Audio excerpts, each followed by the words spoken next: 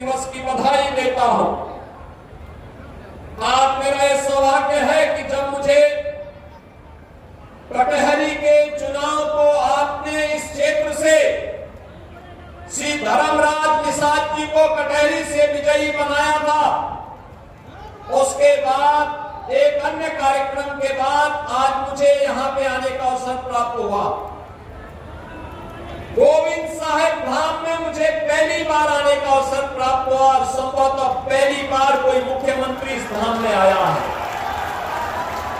कितना पवित्र धाम है। सैकड़ों वर्षों से आध्यात्मिक प्रेरणा का केंद्र बिंदु बना हुआ यह क्षेत्र हम सबको अपनी विरासत के साथ जोड़ने की एक नई प्रेरणा दे रहा है।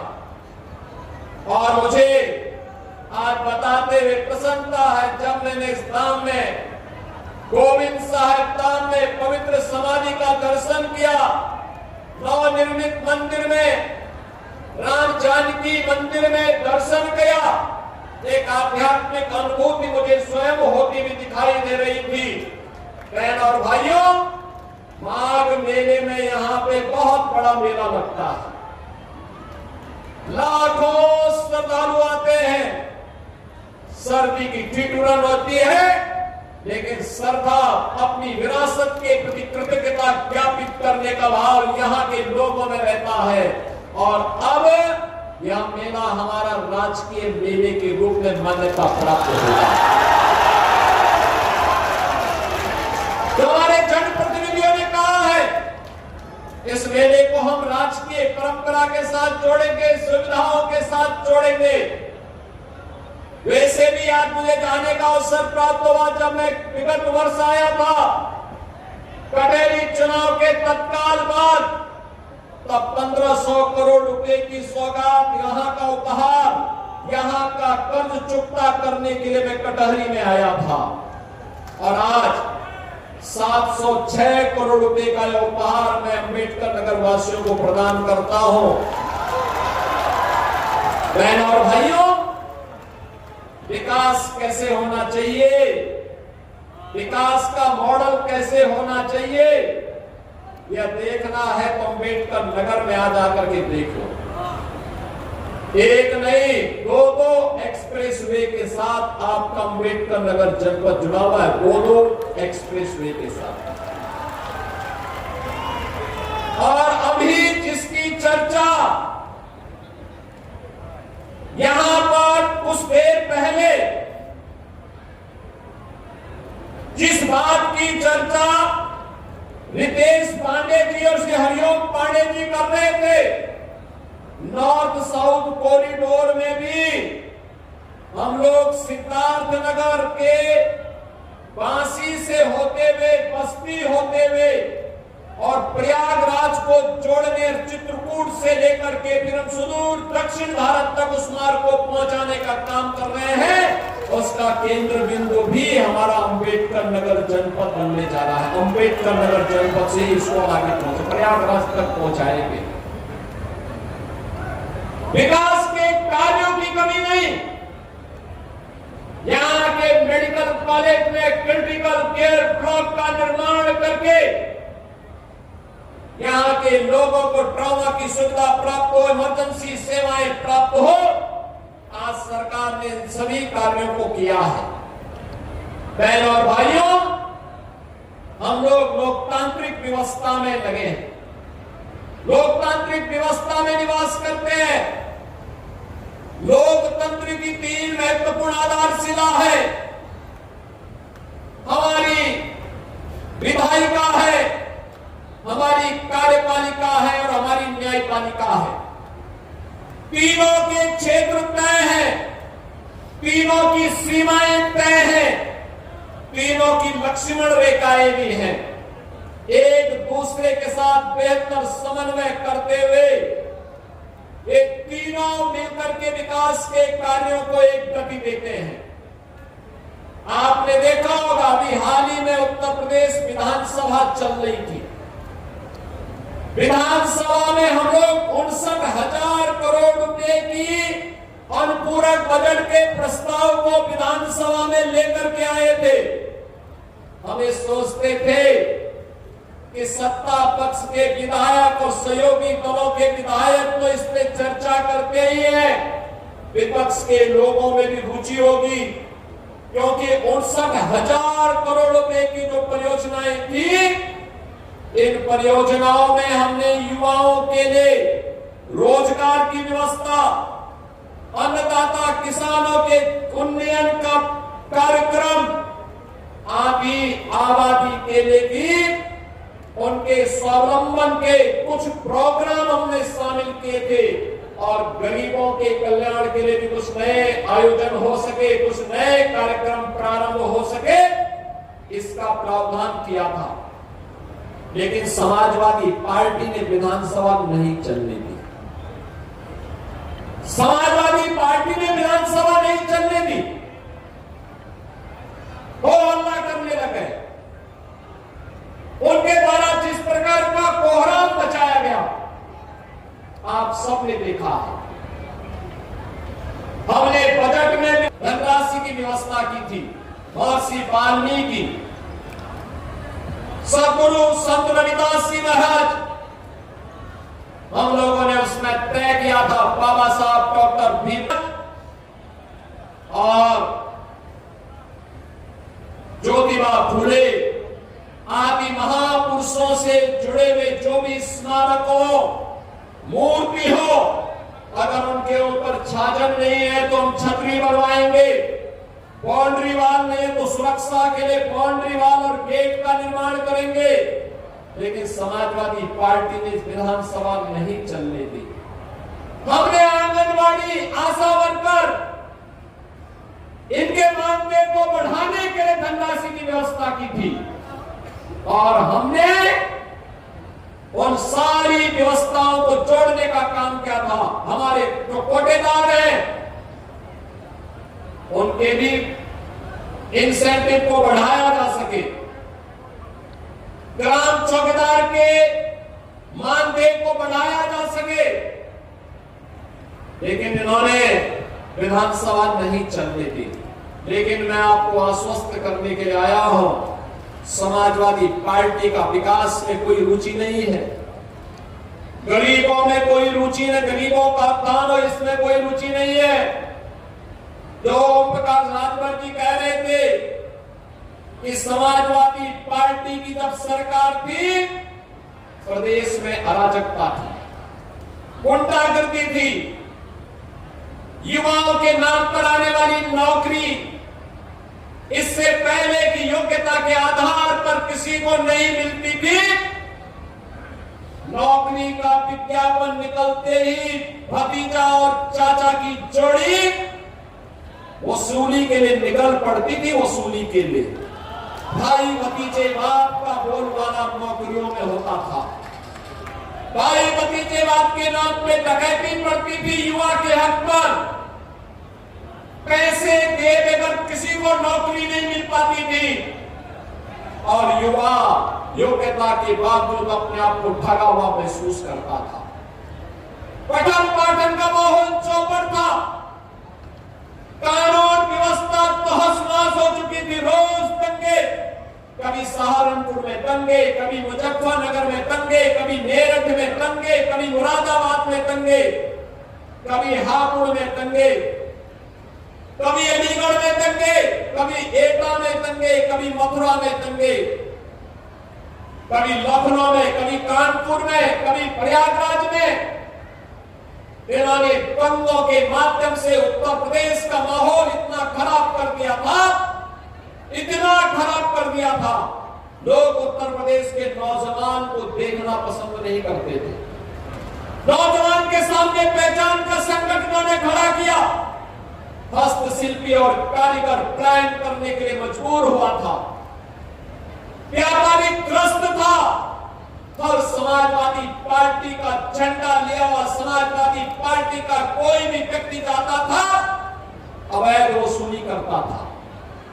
थानों में इनके कब्जे थे, तहसीलों में इनके कब्जे थे, गुंडागर्दी की चरम थी, और लोगों के मन में एक भाव आ गया था, इस गाड़ी में सपा का झंडा समझो होगा उसमें कोई सपा का गुंडा, और एक गुंडा गिरती की चरम प्रदेश के पहचान के लिए, नौजवानों की पहचान के लिए, अन्नदाता किसानों के सामने यहां पर आत्महत्या करने के लिए उन्हें मजबूर करने की स्थिति हो गई थी। कारीगर प्लान कर रहा था। बहनों और भाइयों, हर जिले में इन्होंने एक एक माफिया पाल दिया था। कहीं बालू माफिया, कहीं भू माफिया, कहीं वन माफिया, कहीं पशु माफिया। ये माफिया हर जिले में, पेशेवर माफिया। आप देखते होंगे इनके इतिहास को। वर्तमान पीढ़ी को बताइए किस प्रकार की अराजकता इन्होंने फैलाई हुई थी।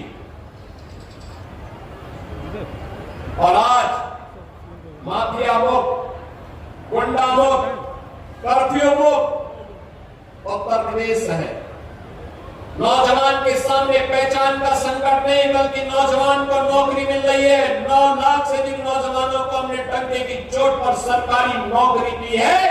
और हमने कहा है कि युवा के हितों के साथ अगर किसी ने खिलवाड़ किया तो उसके लिए जेल होगी, और बाप दादों की कमाई को भी जब्त करके गरीबों में बांटने का काम करते।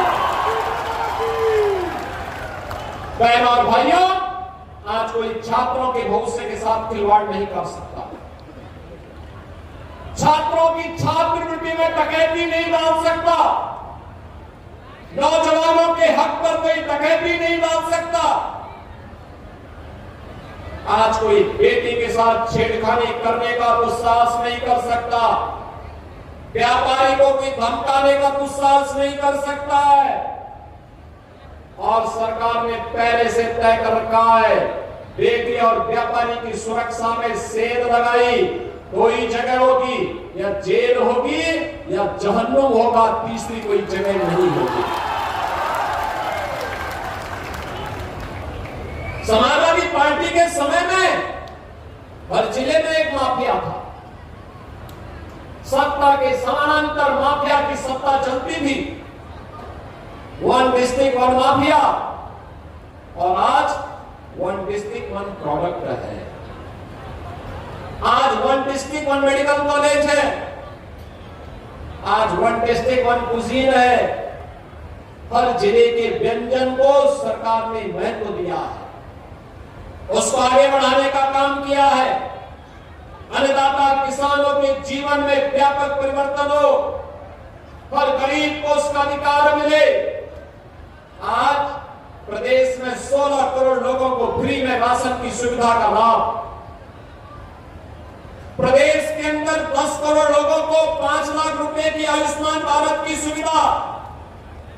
आपने देखा होगा, जो बच्चे जन्म से मूक बधिर थे, उन्हें न सुनाई देता था न बोल सकता था, आज सर्जरी में 6 लाख रुपए लग रहे हैं। सरकार ने कहा सारा पैसा हम देंगे, ये बच्चा देश का भविष्य है, उस खर्चे को हम उठाएंगे। आपने देखा होगा, यहाँ पे 2 बच्चों को हम लोगों ने मंच पर उसका सर्टिफिकेट उपलब्ध कराया। पैसा सर्जरी करके सर्टिफिकेट भी उपलब्ध करवाया। जो बच्चे निराश्रित हैं, कोविड कालखंड में माता या पिता को खो चुका है, सरकार ने कहा है मुख्यमंत्री बाल सेवा योजना में उनका सारा खर्चा हम उठाएंगे। 4000 रुपए महीना हम उनको आज छात्रवृत्ति उपलब्ध करवा रहे हैं। प्रदेश के अंदर हम लोगों ने कह रखा, कोई गरीब बीमार है, वह किसी भी जाति का हो, किसी भी क्षेत्र का हो, किसी भी मत और मजहब को मानने वाला हो, बीमार है, हमारे लिए प्रदेश का नागरिक है, अगर उसके पास आयुष्मान का कार्ड नहीं है तो मुख्यमंत्री राहत कोष से पैसा मैं दूंगा। सिपाही से मंच पर बैठे हुए हमारे पदाधिकारी और जनप्रतिनिधि करेंगे, और उसके खर्चे का भार भी सरकार उठाएगी। प्रदेश में सारे कार्य हो रहे हैं, विकास की योजनाएं आगे बढ़ रही है।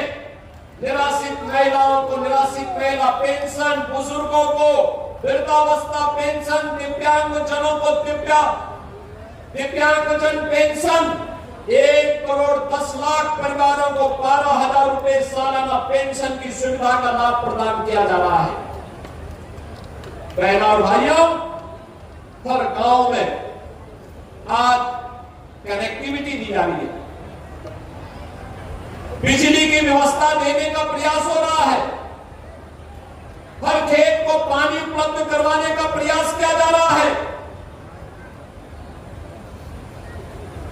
2017 के पहले ये सीजन इंसेफ्लाइटिस के लिए,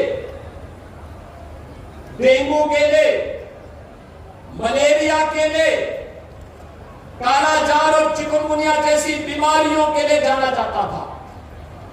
हर बच्चे सहमे रहते थे।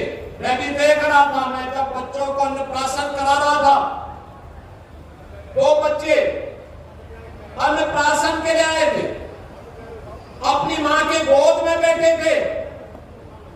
मैंने जैसे ही उनको अपने गोदी में लिया, वे हंसते हुए उनके चेहरे की खुशी बता रही थी कि उसे मालूम है अब उसका भविष्य सुरक्षित है, क्योंकि डबल इंजन की सरकार आज उसे सुरक्षा प्रदान कर रही है,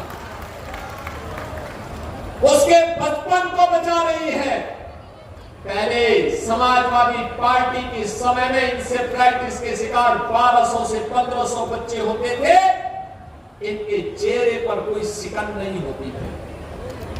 आज बहनों और भाइयों, हर जिले को एक नई पहचान बन रही है, बिना भेदभाव के विकास के कार्य हो रहे हैं। मैं गत वर्ष ही आया था कटेरी चुनाव के बाद, तब 1500 करोड़ रुपए का उपहार अंबेडकर नगर जनपद को मिला था।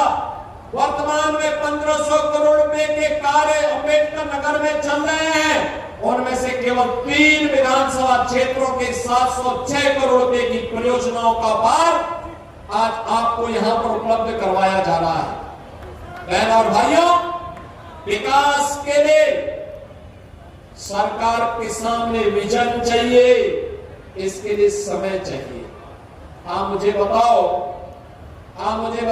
जब आप मेहनत किए होंगे, घर से निकले होंगे, समय से आपने कार्य योजना बनाई, तब एक भारी संख्या में लोग यहां पर आए, इस कार्यक्रम का हिस्सा बन पाए।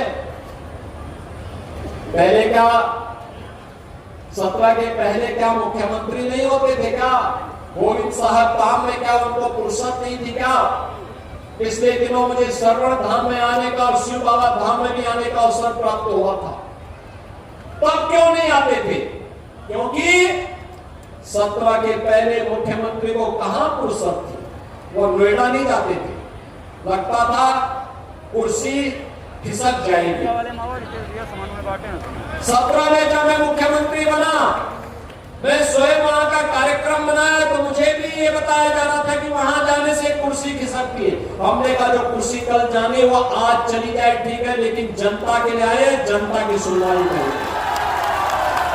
और पहले ये लोग डरते थे, हम वहां इसलिए नहीं जाएंगे क्योंकि कुर्सी चली जाएगी, तो जनता ने कुर्सी हमेशा के लिए विदा भी कर दी है। बहनों और भाइयों, ये लोग 12 बजे सो करके उठने वाले लोग हैं।